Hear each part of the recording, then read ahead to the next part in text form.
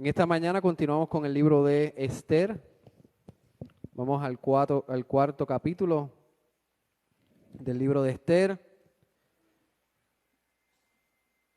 Y tenemos una lectura larga, no tanto como la de la semana pasada.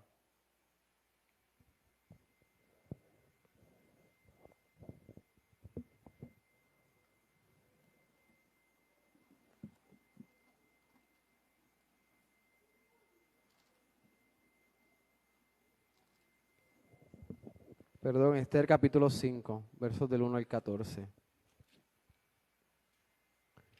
Esther 5, versos del 1 al 14. Cuando yo estaba en elemental, que iba para tercero o cuarto grado, había la fama de que había una maestra bien estricta, el vocabulario de los estudiantes era que era bien mala. Y yo tenía un terror de llegar a ese grado. Yo creo que yo me quería cambiar de escuela para no llegar a esa maestra. Pero llegó el momento de estar en ese grado, de llegar a esa maestra. Y vino otro reto a la vida de mi grupo. Y era cómo ahora yo me acerco a esta maestra sabiendo lo estricta que es.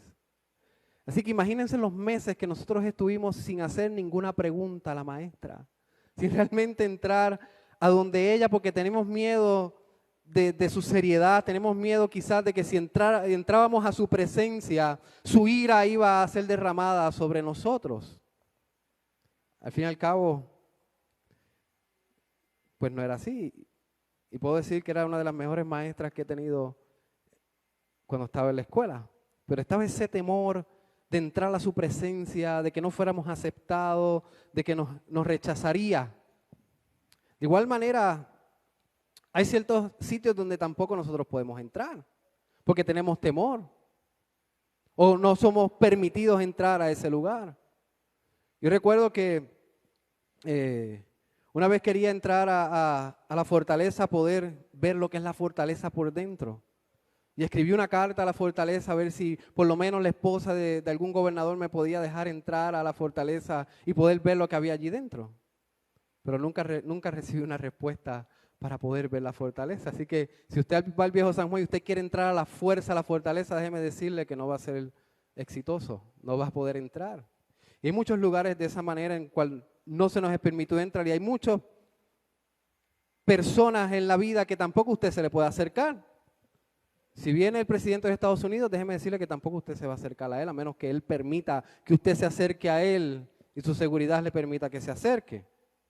En esta mañana vamos a ver algo similar en el caso del rey, donde no se le podía acercar a él, donde había una ley que cualquiera que entraba a su presencia, al lugar real, al aposento real, podía caer muerto porque esa era la ley. Pero hay algo hermoso en la historia de Esther en esta mañana. Todo el mundo conoce la ley y todo el mundo conoce que el rey, en la ley del rey era que cualquiera que entraba podía morir si él no extendía su cetro. Pero hay algo hermoso en la historia y es que nosotros no tenemos un rey como él. Nosotros tenemos un rey que nos ha dado libre acceso al trono de la gracia. Tenemos un rey que nos ha suplido aquello que nosotros necesitábamos para venir delante de él. Así que en esta mañana vamos a ver en estos versos que tenemos un rey, el cual nos concedió libre entrada a su trono de gracia por medio de su Hijo, quien nos libró del pecado. Así que nos ponemos de pie y buscamos Esther capítulo 5, versos del 1 al 14. Voy a esperar un segundo a lo que todo el mundo busca.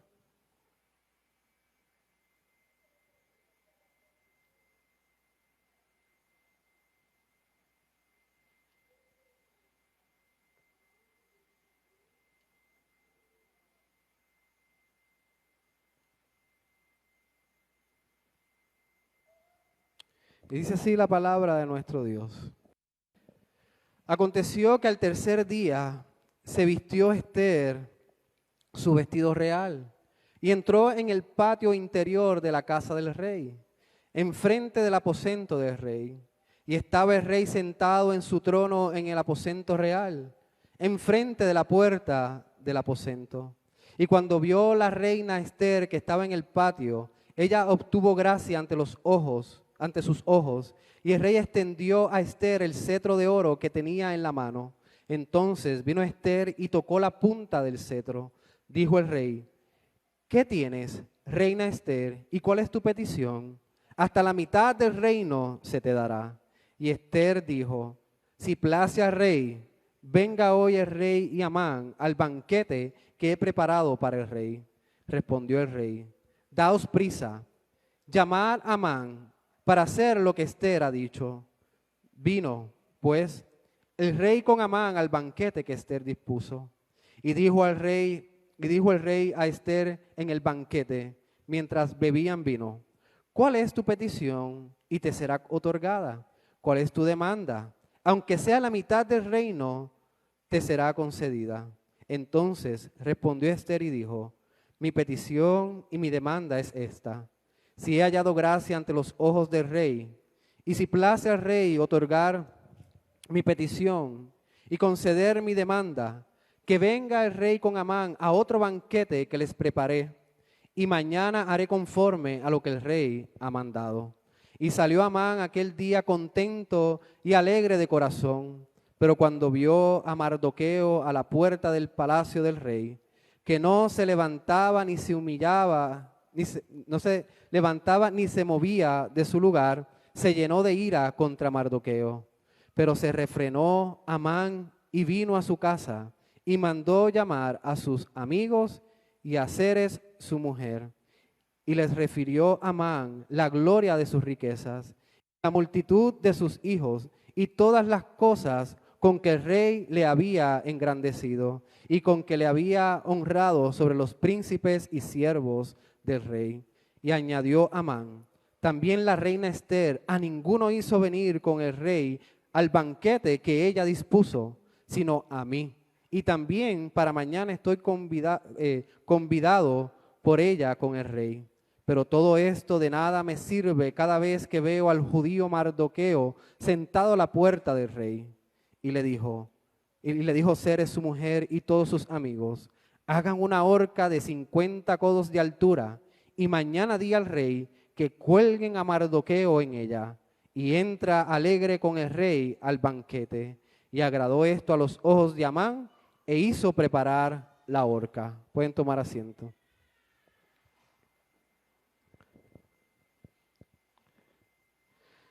He dividido este mensaje en 3 puntos. El primer punto es: nuestro rey nos dio libre entrada a su trono. Verso del 1 al 4. Nuestro rey nos dio libre entrada a su trono. El punto 2 es del verso 5 al 8. Nuestro rey nos da sabiduría. Y el punto 3, verso del 9 al 14. Nuestro rey nos libra de nuestros ídolos. Nuestro rey nos libra de nuestros ídolos. Vamos al primer verso del capítulo 5. Dice: aconteció que al tercer día se vistió Ester su vestido real y entró en el patio interior de la casa del rey, enfrente del aposento del rey. Y estaba el rey sentado en su trono en el aposento real, enfrente de la puerta del aposento. Aquí vemos que luego de 3 días, Ester decide entrar al aposento real. Pero fíjense que ya Ester conocía la ley del rey. Ester sabía que si ella entraba al aposento real, podía perder su vida. Que si el rey no encontraba gracia delante de él podía ordenar su ejecución. Y esto lo vemos en el capítulo, la expresión de esta ley lo vemos en el capítulo 4, verso 11. Dice: todos los siervos del rey y del pueblo de las provincias del rey saben que cualquier hombre o mujer que entra en el patio interior para ver al rey, sin ser llamado, una sola ley hay respecto a él: ha de morir, salvo aquel a quien el rey extendiere el cetro de oro, el cual vivirá. Y yo no he sido llamada para ver al rey estos 30 días. Así que Esther toma la decisión de entrar al aposento real. Fíjense que ya Esther sabe cuál sería la consecuencia. Él al final del capítulo 4 dice, si perezco, que perezca. Ella ya había también pedido la ayuda de la iglesia, pedido la ayuda del pueblo. Y en esos 3 días Esther quizás estaba en agonía, quizás Esther estaba meditando cómo sería ejecutada, si no sería ejecutada, si iba a tener gracia delante del rey. Al punto es que Esther decide entrar al aposento alto, pero fíjense que ella se viste con los vestidos real. Ella aún continúa siguiendo el protocolo real. Y en su mente quizás está, si entro a la presencia del rey, entonces que sean con los atuendos correctos, que sea con la ropa correcta. Y esperó 3 días. ¿Y por qué esperó 3 días Esther? Recuerden que le había pedido al pueblo que ayunaran por 3 días. Esther estaba pidiendo la ayuda de la iglesia, la ayuda del pueblo. Esther estaba dependiendo no meramente del pueblo, sino de Dios, de aquel a quien el pueblo iba a clamar por medio del ayuno, aquel que el pueblo le iba a orar y le iba a pedir que pusiera su mano sobre Esther en la decisión que ella había tomado. Pero yo creo que ustedes imaginen ese momento en el que Esther entra en el aposento real. Quizás en donde ella abre las puertas del aposento real. Imagínense unos violines que le causen tristeza a usted. Quizás así estaba Esther en esos momentos, con un pesar en el corazón, con incertidumbre. La historia dice que detrás del trono del rey habían unos guardias con grandes espadas o grandes hachas, ya listos para seguir la orden del rey. Imagínense Esther, esa tensión, entrando al aposento alto, y cuando mira hacia adelante, no solamente ve al rey sentado en el trono, sino ve estos grandes guardias con estas grandes armas detrás de él, listos a seguir la orden del rey. Imagínense esos segundos, quizás se volvieron horas. En ese momento no era algo ligero para Esther. Pero gracias a Dios que cuando Esther entró a la presencia del rey, cuando el rey vio a Esther, extendió el cetro de oro hacia ella. Ella obtuvo gracia delante del rey. Algunos comentaristas dicen que el rey, después de 3 días, quizás había olvidado la belleza de Esther, pero cuando la vio entrar en su presencia, vio la hermosura de su esposa. Y no se pudo contener, sino que extender el cetro de oro hacia ella. Y obviamente todos sabemos que esta es soberanía de Dios, este Dios moviendo el corazón del rey a extender ese cetro a su esposa. Y en ese momento el rey hizo una pronunciación. El rey declaró algo firme ante el pueblo. El rey le dio vida a Esther en lugar de muerte. El rey le dio misericordia a Esther en lugar de condenación. Esther halló gracia delante de los ojos del rey. Hermanos, no olviden la ley. No olviden la ley que había de parte del rey. Pero por encima de la ley, no olviden lo inestable que era el rey. Lo ligero a tomar decisiones que era el rey. Así que Esther no solamente estaba preocupada por perder la vida. Esther también, me imagino que estaba preocupada por los ánimos que tuviera el rey en ese momento.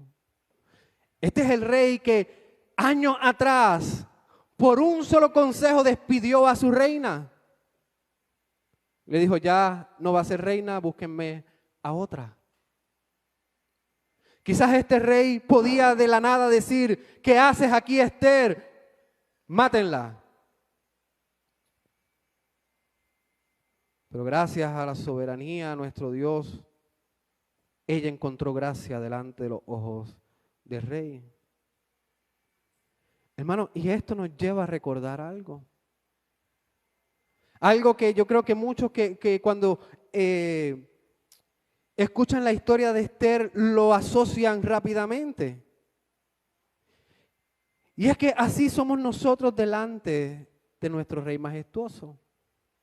Pero nuestro rey no como el rey de Esther. Nuestro rey es diferente al rey de Esther. Terrenal, porque Esther también tiene nuestro mismo rey. Pero diferente al rey terrenal de Esther. El rey terrenal de Esther era inseguro. No era estable en sus decisiones. Tomaba decisiones por impulsos. Así que era bien difícil de poder hacer una predicción acerca de los ánimos y de las decisiones del rey. Había una incertidumbre en el rey. El rey de Esther terrenal no se sabía si se podía entrar, si no se podía entrar, si él iba a cumplir la ley, si no iba a cumplir la ley. Yo creo que muchos hijos que están aquí sentados en el banco pueden comprender a Esther. Cuando los niños quieren pedir un permiso, quieren pedirle algo a sus padres, me imagino que ellos lo piensan 30 veces antes de entrar a la presencia de su padre. Y a lo mejor ven el ánimo de su padre y dicen, este no es el momento de entrar, yo entro después. Porque aún nosotros como padres terrenales no somos constantes. Aún como nosotros como padres terrenales no somos estables. Tenemos pecados. No somos inmutables, sino mutables. Aún nuestras emociones en muchas ocasiones dictan nuestras decisiones. Pero también una esperanza para los niños que se sientan en nuestro banco. Que el Padre Celestial es mucho mejor que su Padre terrenal. Que el Padre que está en gloria es muchísimo mejor que su Padre físico. Y yo creo que esta es la enseñanza que todo padre en la iglesia debe enseñarle a nuestros hijos. Deben identificar sus pecados y dejarle saber a sus hijos que nosotros no somos infalibles, que nosotros no somos inerrantes, que nosotros nos equivocamos no una, sino millones de veces. Pero como padres cristianos les predicamos el evangelio y les tenemos que enseñar que nosotros somos pecadores, pero nuestro Padre Celestial es perfecto y es santo y los puede cuidar mucho mejor de lo que nosotros podemos cuidarlos a ellos. Y que aunque nosotros faltemos en algún momento, su Padre Celestial nunca les va a faltar. Así que nuestro Padre Celestial, nuestro Rey, no es como los reyes terrenales. No son como los padres terrenales. No son como los líderes terrenales. Nuestro Padre Celestial es perfecto. Y Él nos ha dado entrada a su trono celestial. Él nos ha dado entrada a su presencia. Esther estaba a punto de perder la vida por su pueblo. Pero Esther no perdió la vida por su pueblo. Pero hay algo que Esther nos señala y Esther nos señala al futuro. Esther señala al futuro de ella, que es nuestro pasado. Esther señala en aquel Hijo de Dios que sí entregó su vida por su pueblo. Y que sí le dio acceso, le dio entrada al trono celestial a su pueblo. Por medio de su Hijo. Hermano, sin Cristo, como dije la semana pasada, sin Cristo, el ser humano, el hombre y la mujer están sentenciados a muerte. Sin Cristo nadie puede entrar a la presencia de Dios. Sin Cristo nadie puede tener una relación buena con el Dios vivo y verdadero. Sin Cristo no hay entrada al Padre. Sin Cristo no hay comunión con Dios. Cristo murió en la cruz del Calvario para que nosotros pudiéramos entrar a la presencia de Dios, para que nuestra relación con Dios fuera reconciliada, para que nosotros pudiéramos llamar al Padre Celestial nuestro Padre. Muchos piensan que Cristo simplemente murió para el perdón de pecados, para la vida eterna, para convertirnos en sus hijos. Pero hay algo más en el Evangelio. Hay algo más en el mensaje de salvación. Que sí, Cristo murió por nuestros pecados conforme a la Escritura. Que sí, Cristo nos da promesa de vida eterna. Pero también Cristo por medio de la cruz nos da acceso al Padre. Nos da entrada al trono celestial. Y es por medio de Cristo donde Dios extiende su cetro de oro y permite que su pueblo entre a su presencia. Y déjeme decirle algo. No es que nosotros tengamos el cetro de oro, es que Cristo tiene el cetro de oro. Cristo es quien le da entrada a la presencia de Dios por medio de la fe en Él. Cristo es quien da entrada a la vida eterna. Cristo es quien da entrada al Padre. Y todo aquel que con fe está unido a Cristo Jesús, también le es extendido el cetro de oro. Fuera de Cristo no existe nada parecido al cetro de oro. ¿Por qué? Porque fue Cristo, por su vida y por su muerte, y por su resurrección, que satisfizo la ira de Dios, la justicia de Dios. ¿Y qué quiere decir esto?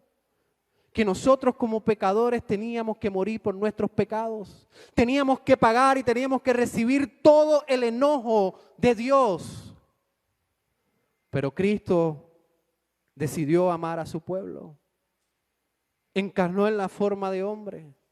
Siguió la ley, obedeció al Padre perfectamente y murió en la cruz en lugar de los pecadores que ponen la fe en Él.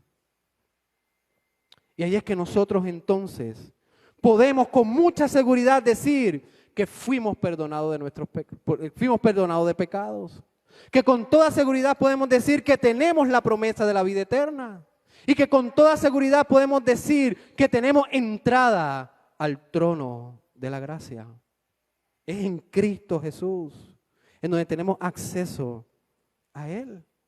Como dice Hebreos, refiriéndose a Cristo como el gran sacerdote, Hebreos 4, 14 al 16 dice: por tanto, teniendo un gran sumo sacerdote que traspasó los cielos, Jesús el Hijo de Dios, retengamos nuestra profesión, porque no tenemos un sumo sacerdote que no pueda compadecerse de nuestras debilidades, sino uno que fue tentado en todo según nuestra semejanza, pero sin pecado.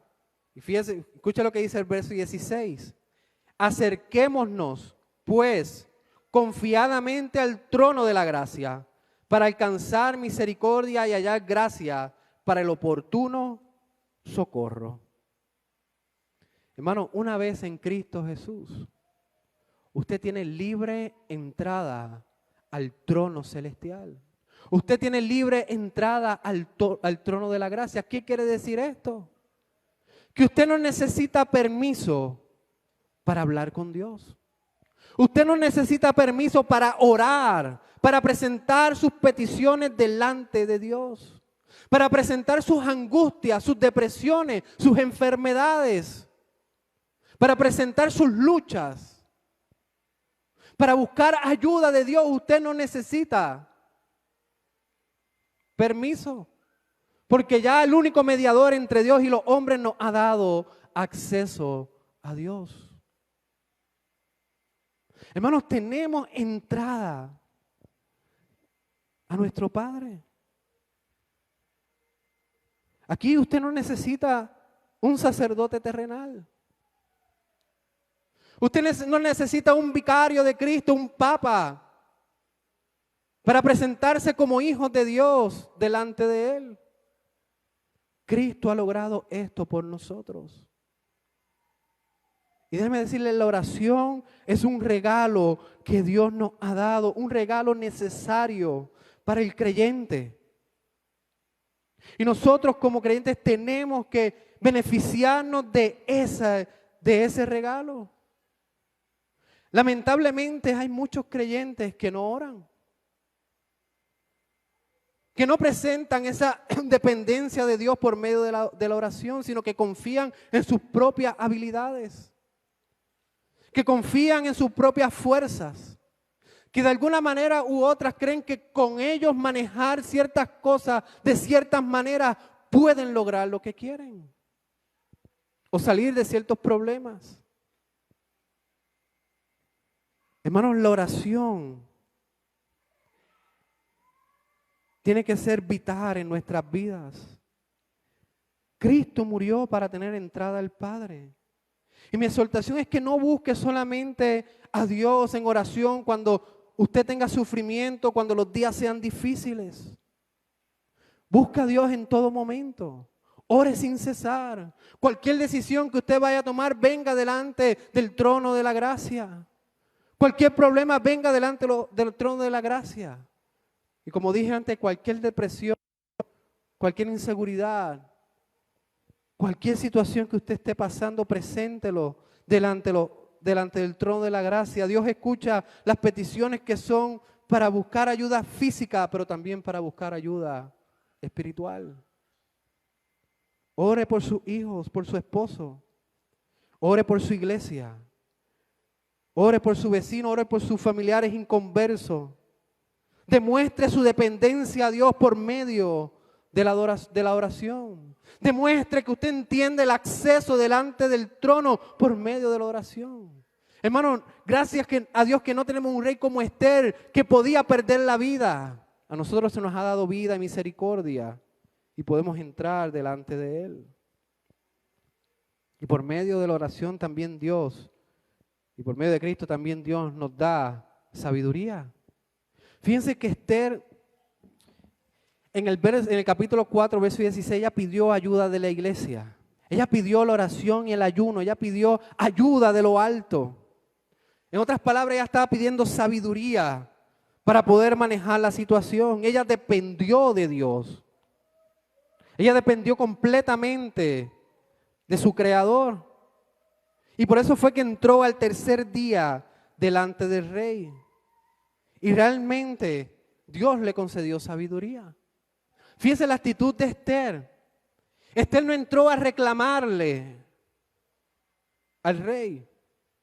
Esther demostró lo que en el Nuevo Testamento Pedro presenta cuando se tiene un esposo inconverso. En 1 Pedro 3, 1 al 2, cuando se refiere al esposo inconverso, dice: sean ganados sin palabras por la conducta de sus esposas, considerando vuestra conducta casta y respetuosa. Esther, sin tener el libro de Pedro, pero teniendo el mismo Dios de Pedro, aplicó esto que el Espíritu Santo nos revela por Pedro. Esther entró delante de su esposo de manera respetuosa. Ella no dijo: ok, no me mató, aquí es que voy a soltar mi descarga en contra de mi esposo. Aquí vemos que Esther nos dice: ¿cómo se te ocurre darle la sortija a Amán? ¿Cómo se te ocurre, sin investigar, sin pensar, darle tanta autoridad a Amán? Hermano y hermanas especialmente, hay que aprender mucho de Esther. Ella vino respetuosamente delante de su esposo. Y ella trabajó a su esposo con respeto. Ella primero quería ganar la atención y quería ganar el corazón de su esposo. Lo llevó a un banquete. Buscó agradarle delante de él. Buscó realmente que sus oídos, que los oídos del rey estuvieran atentos a ella. Y quizás Esther no se encontraba preparada para el primer banquete. Dice: vamos a hacer otro banquete. Vamos a hacer otro banquete. Pero ya ella sabía que tenía toda la atención de su esposo. En ocasiones, esposas, así hay que trabajar. Y me da un poco de risa pero así que hay que trabajar. Hay veces que hay que ser directo. Usted tiene que ser directa a su esposo y sí señalar sus pecados. Pero hay ocasiones en las cuales señalar un pecado hace peor o hace mal. Y mejor es buscar la manera en poder llegar a su oído y el poder instruirlo, el poder hacerle la petición. Con amor, con respeto. Y muchas de las veces, la mayor parte de las veces, esa es la manera más efectiva de afectar o de mover a su esposo a que escuche sus peticiones. En lugar de la descarga, en lugar del señalamiento, en lugar de quizás quitar vida. Aquí vemos el vivo ejemplo de que Esther está dando vida, en el sentido de que está buscando la atención de una manera positiva de su esposo y de su esposo inconverso. Aquí la mayor parte de las mujeres tienen esposos cristianos. Esposos que no son perfectos, pero que están luchando con sus imperfecciones y con sus pecados. Esposos que muchas veces en lugar de escuchar señalamiento necesitan escuchar de la gracia de Dios. Necesitan mujeres que ustedes le hablen del gran amor que han encontrado delante de su Salvador. Y sí, necesitan a veces que les pasen la mano y le abraces y le hables de la cruz del Calvario y de los muchos que Cristo les ha perdonado. Hay ocasiones que ustedes deben de llevarlo a la dependencia de Cristo. En una ocasión dice la historia que Martín Lutero estaba de luto y estaba vestido de negro. Y su esposa, al verlo así, también se vistió de negro. Y Martín Lutero le pregunta, ¿por qué tú estás vestida de negro? Y la esposa le dice, bueno, al parecer tú tienes un Dios muerto, porque no hay gozo, no hay alegría. Y ahí Martín Lutero se dio cuenta que su esposa lo estaba guiando nuevamente a ese Dios vivo, al Dios de la cruz. Pero fíjense que también fue con amor. Hermana, en muchas ocasiones, usted tiene una posición indispensable en el hogar. Usted tiene una posición importante en la vida de su esposo, aunque usted no lo crea. Su esposo, a la persona que más escucha en el mundo, es a usted. Así que usted decide si le da vida o es quitadora de vida en la manera que le habla y que le trata. Así que Esther actuó de una manera respetuosa delante del rey. Y le pidió que por favor hiciera otro banquete y el rey ya estaba dispuesto a darle hasta la mitad del reino. Y luego vemos que nuestro rey nos libra de nuestros ídolos.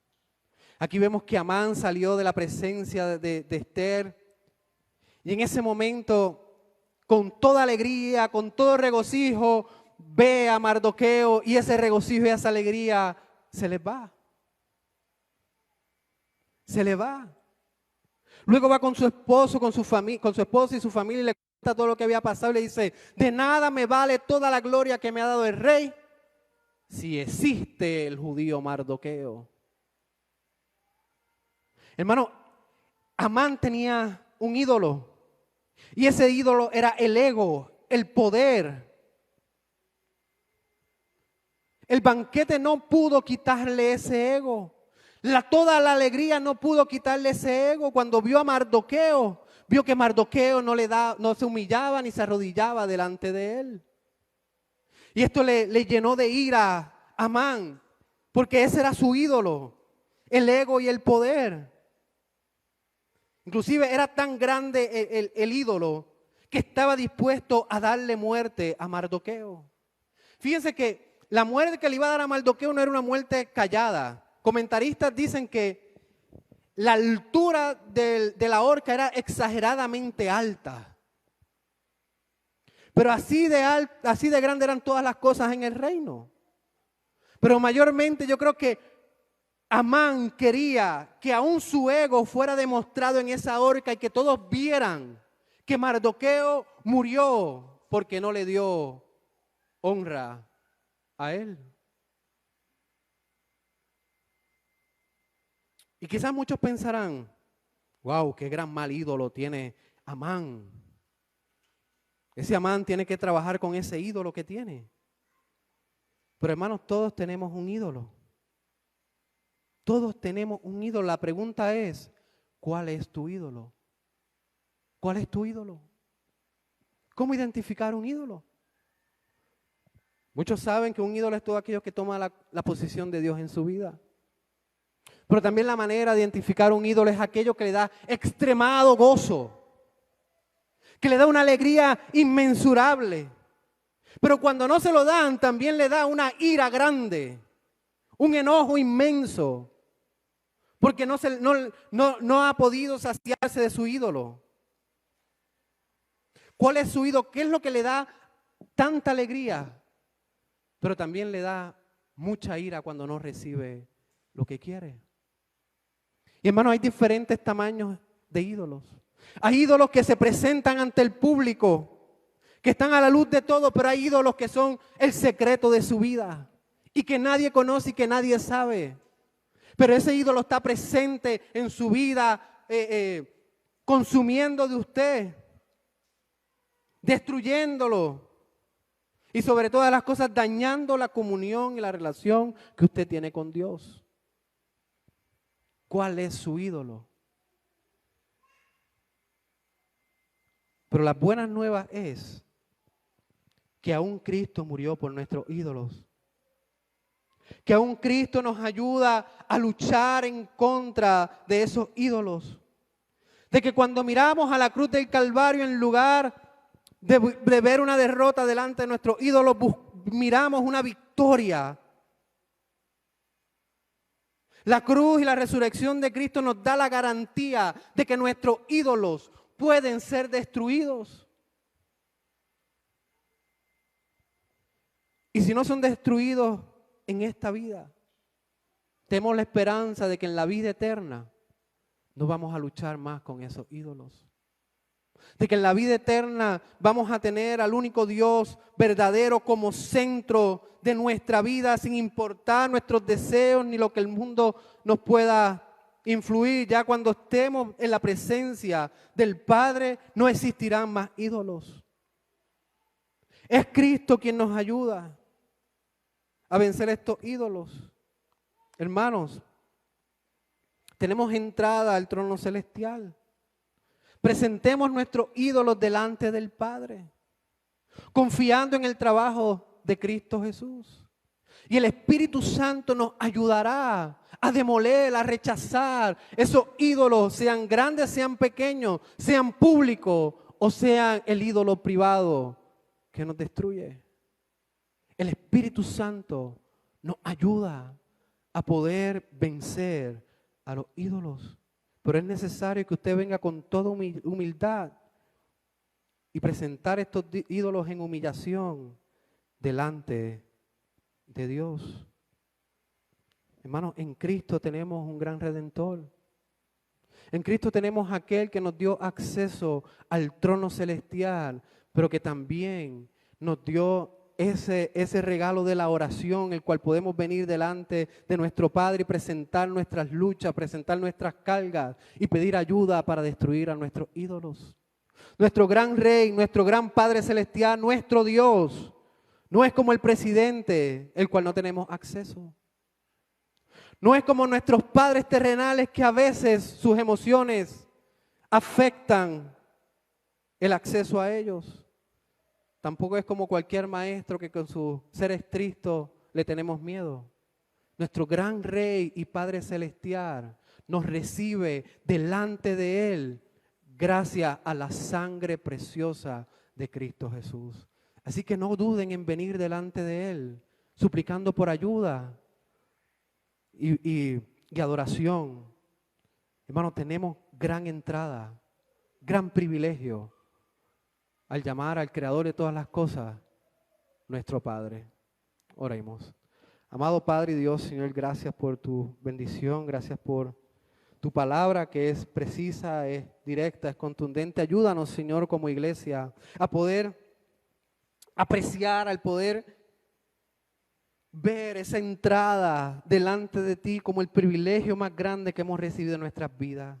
Mi Dios, gracias porque tenemos entrada al trono del Dios vivo y verdadero, al Dios que hizo todas las cosas, al Dios que envió a su Hijo a morir en la cruz del Calvario por nuestras vidas. Señor, gracias por ese Cordero que murió en nuestro lugar. Y gracias por el Paracleto, por el Espíritu Santo que tú has enviado para que no andemos como huérfanos, sino que nos dirija en toda verdad y en dependencia a ti. Mi Dios, pues ayúdanos a aprovechar de ese acceso delante de ti en oración y ayúdanos a realmente vencer a nuestros ídolos. Oramos en el nombre de Jesús. Amén.